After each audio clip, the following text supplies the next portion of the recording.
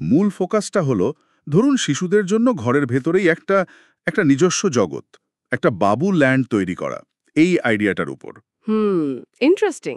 আর এই ধারণাটাকে বাস্তবে রূপ দেওয়ার একটা উপায় হিসেবে উঠে আসছে বিশেষ ধরনের খেলার তাঁবু, ওই যে বেবি টেন্ট হাউস বলে যেগুলোকে। ও হ্যাঁ হ্যাঁ, দেখেছি ওগুলো।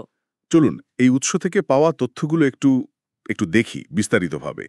আমাদের লক্ষ্য হলো বোঝা যে এই খেলনা ঘরগুলো ঠিক কী ধরনের বৈশিষ্ট্য বা বলতে গেলে সুবিধা নিয়ে আসে। উৎস অন্তত সেটাই বলছে। ঠিক।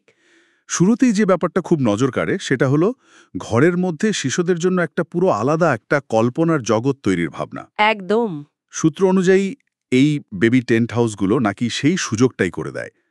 ব্যাপারটা শুধু একটা খেলার জায়গা তৈরির চেয়েও বেশি কিছু মনে হচ্ছে, তাই না? ঠিক তাই। এখানে গুরুত্বপূর্ণ দিক হলো শিশুদের জন্য বাড়ির ভেতরেই একটা একটা নির্দিষ্ট ব্যক্তিগত আর কল্পনা নির্ভর এলাকা তৈরি করা। ব্যক্তিগত। হ্যাঁ, সূত্র থেকে যা বোঝা যাচ্ছে এটা শুধু খেলার জায়গা নয়, এটা শিশুর নিজের একটা ছোট্ট ঠিকানা। আচ্ছা। এই যে নিজস্বতা, এটা তাদের মানসিক বিকাশে বা একটা একটা আত্মপরিচয়ের বোধ তৈরিতেও কিন্তু সাহায্য করতে পারে। ও। এমনকি এটা তাদের একটা নিরাপদ আশ্রয় বা কমফোর্ট জোনও হয়ে উঠতে পারে বলতে পারেন। আপনি মানসিক বিকাশের কথাটা বললেন, এই বিষয়টা একটু ভাবার মতো। মানে এই ধরনের একটা ছোট্ট, সীমিত কিন্তু ব্যক্তিগত জায়গা ঠিক কিভাবে সাহায্য করতে পারে? উৎস কি এ নিয়ে কিছু বলেছে?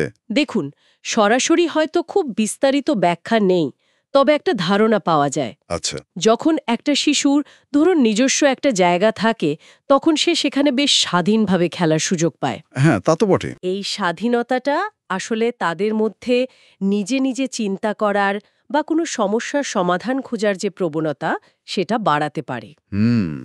ধরুন, তাঁবুর ভেতরে সে নিজের মতো করে খেলনা সাজাচ্ছে বা কোনো কাল্পনিক খেলা খেলছে, এগুলো সবই কিন্তু এক ধরনের সৃজনশীল অনুশীলন আর আত্মবিশ্বাস বাড়ানোর প্রক্রিয়া। আচ্ছা, আচ্ছা।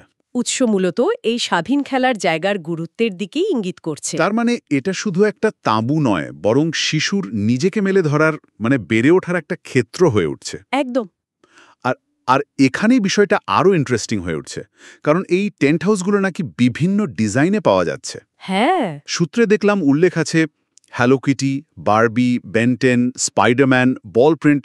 তালিকাটা বেশ লম্বা। হ্যাঁ হ্যাঁ, এই নকশার বৈচিত্র্যটা কিন্তু বেশ গুরুত্বপূর্ণ একটা পয়েন্ট। তাই শুধু দেখতে সুন্দর বলে নয়। না না, শুধু সেটা নয়, এর মানে হলো বিভিন্ন শিশুর রুচি বা ধরুন তাদের প্রিয় কার্টুন চরিত্র, সুপারহিরো, এই অনুযায়ী ঘর বেছে নেওয়ার সুযোগ থাকছে। ও আচ্ছা। ভাবুন, যখন একটা শিশু তার প্রিয় স্পাইডারম্যান বা বারবির থিমে তাঁবুতে খেলছে, তখন তার কল্পনার জগৎটা আরও বেশি প্রাণবন্ত হয়ে ওঠে। ঠিক ঠিক। সে ওই চরিত্রের সাথে নিজেকে আরও বেশি একাত্ম করতে পারে।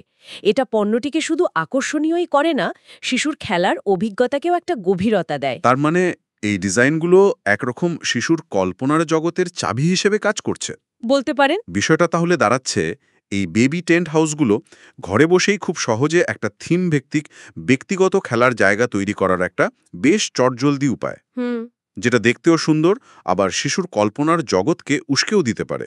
উৎস থেকে পাওয়া তথ্যের এটাই সারমর্ম মনে হচ্ছে, কি বলেন? একদম।